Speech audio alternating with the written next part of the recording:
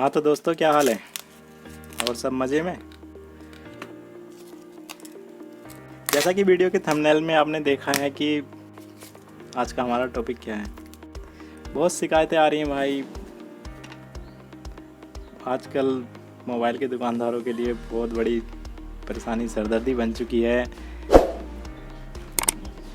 कुछ डायलॉग हैं जो बोले जा रहे हैं हर दुकान पे, वो मैं तुम्हें बता दूं। जैसे कि भाई हमने कल कॉम्बो लगवाया है, आज हमारा ये लाइन आ गया, आज हमारे फ़ोन में भाई डिस्प्ले हो गई, भाई कैसे काम करते हो, एक दिन फोल्डर नहीं चला। इस तरह के कुछ शब्द यूज कर रहे हैं ग्राहक, और दुकानदारों को भी भाई अच्छा नहीं लग रहा। अच्छा, रीज़न क्या है इन सब बातों का? हालांकि दुकानदार यार फोल्डर भी सही से लेता है, डालने में बेचारा सही काम करता है, फिर होता क्या है? ऐसा क्या रीज़न है इसका? चलो आज हम इसी बारे में बात करेंगे, और इस वीडियो के बाद आपका एक भी कॉम्बो या फोल्डर गलती से भी ख़राब नहीं होगा।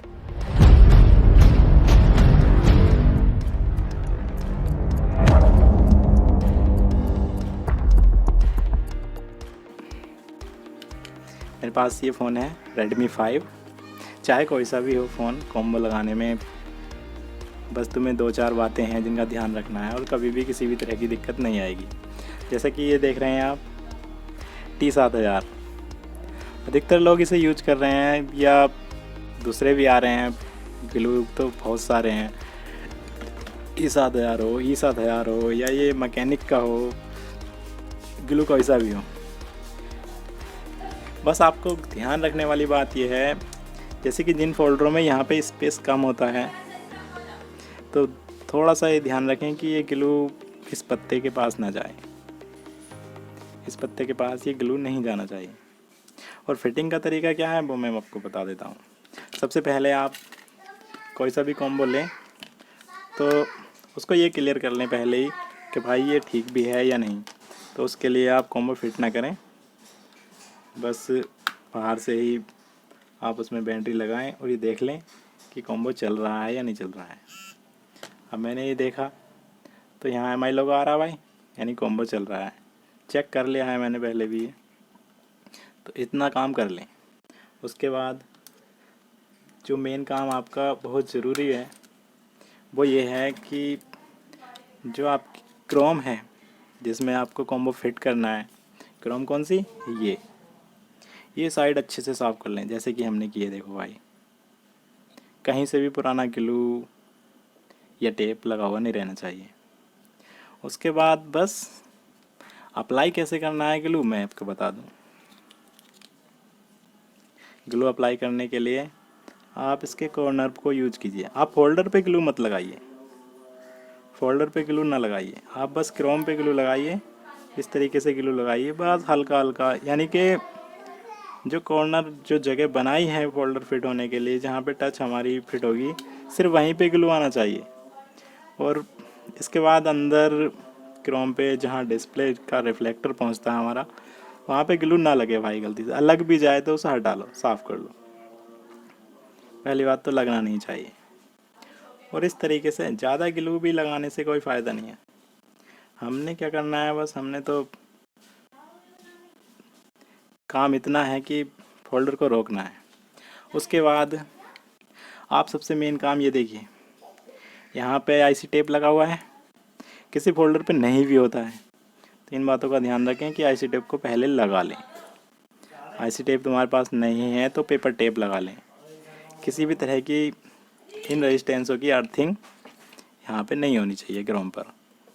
दूसरी बात, यह स्टिकर जो लगा है, बहुत से भाई दोस्त क्या करते हैं कि इस स्टिकर को ऐसे ही रहने देते हैं, जबकि ये फिटिंग में बहुत बड़ा सवाल पैदा कर देता है। तो इस स्टिकर को तो आप काट ही लें। काटने के लिए आप बिल्कुल किसी तरह का कोई नुकसान ना हो। अब ये मैंने ग्लू काट दिया, अब इसको मैं बाहर निकालूंगा इस स्टिकर को, क्योंकि ये स्टिकर ऐसा होता है कि क्या बताएं।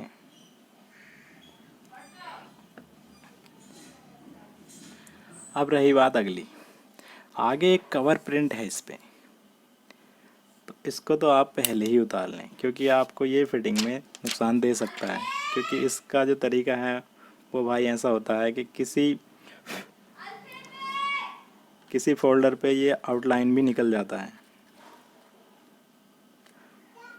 अब सबसे पहले क्या करना है, इस तरीके से हाथ में रखा तुमने फोल्डर, इस तरीके से रखा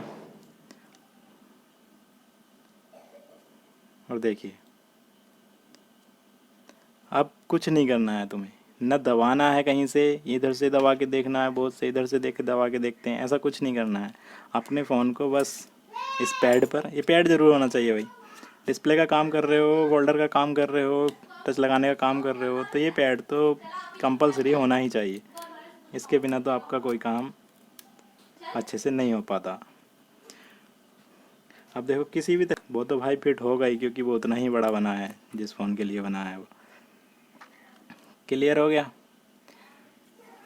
सिंपल सा तरीका, आपने बैटरी रख दी, अभी भी फ़ोन नीचे ही रखा है। अब इसमें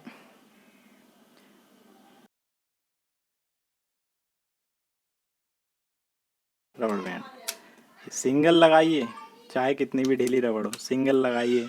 अगर तुम लंबे शेप में रबड़ लगा रहे हो तो सिंगल लगाइए, उस हिसाब से कि हमारी रबड़ प्रेशर न डाले, समझ रहे हैं आप। और ज़्यादा रबड़ बैंड का यूज सही नहीं है, बस इतनी जितनी की ज़रूरत हो।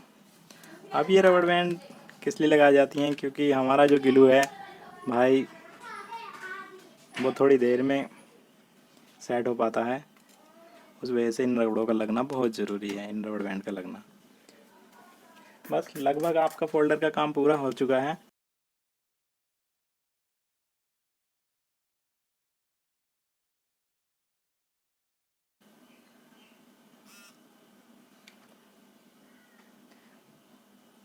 सही तरीके से कॉम्बो फिट हो चुका है, अब इसमें कोई किसी तरह की भी दिक्कत नहीं है। ओके भाई दोस्तों,